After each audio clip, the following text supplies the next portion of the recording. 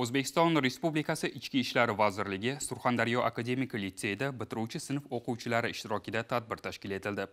Navbatdagi lavhamiz shu haqda.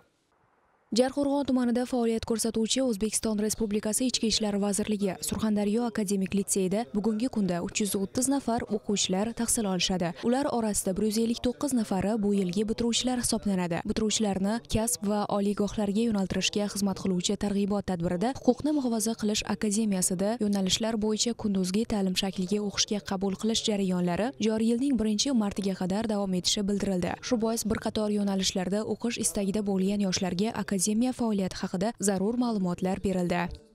Umumiy o'rta ta'lim maktablarining bevosita o'quv jarayoniga mas'ul bo'lgan o'quv ishlari bo'yicha direktor o'rinbosarlarini har bir tumanda targ'ibot ishlarini olib bordi. Va shu bilan birgalikda aynan o'quv jarayoni bilan bog'liq bo'lgan ma'lumotlar almashish Telegram kanallariga a'zo qilinib, nafaqat bitiruvchi 11-sinf, balki 10-sinflarini, 11-sinf ikkalasini qo'shgan holda ularga akademiyani shu tergov faoliyati bo'yicha yo'nalishni borligi va bu imkoniyat o'sha sohaga qiziquvchi bo'lgan nomzodlarni topshirish imkoniyati borligi to'g'risida topshiriq ko'rsatmalar berildi.